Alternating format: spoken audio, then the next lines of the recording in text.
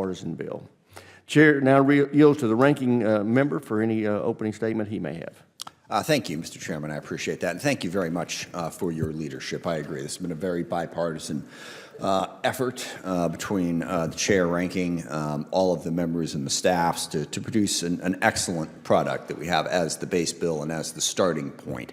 I think the chairman's emphasis has been right on point.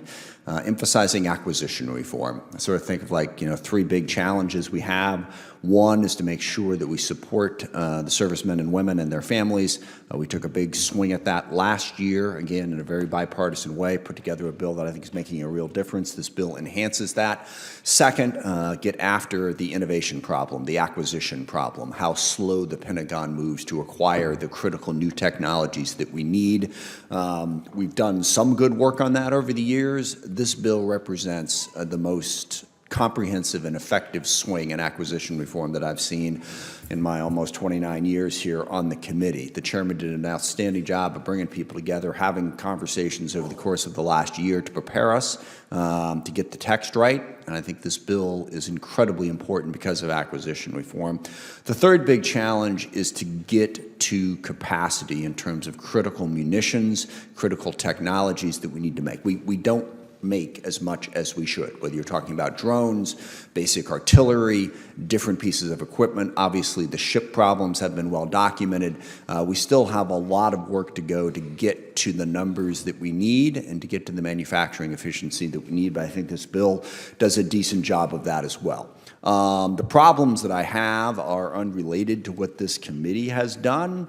But when you look at the needs within national security, the other budget decisions that have been made by this administration and by this Congress really put us in an incredibly deep hole.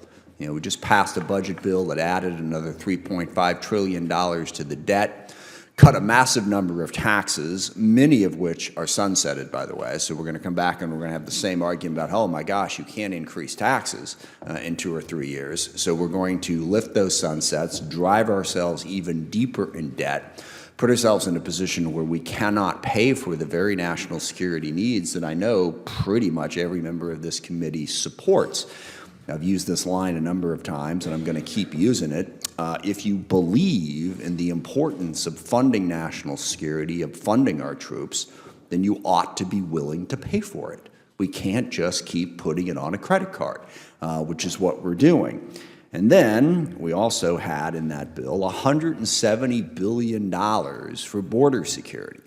$170 billion to secure a border that, according to the president, the same president who was asking for that $170 billion, is already secure, which, by the way, I kind of agree with him.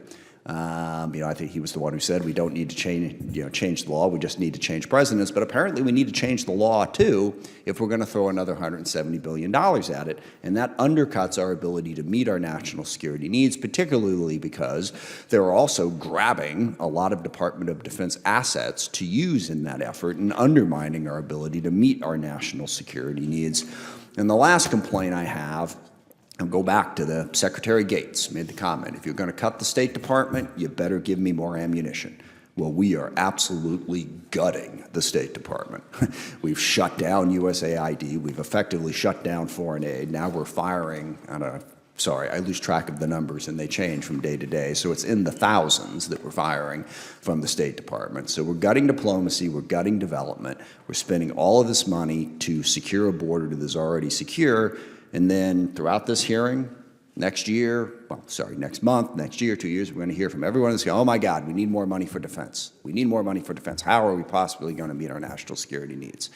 You got to set priorities. The priorities set in the overall budget do not reflect the priorities that should be set, despite the best efforts of the leadership of this committee in the majority and elsewhere. So I appreciate the bipartisan effort.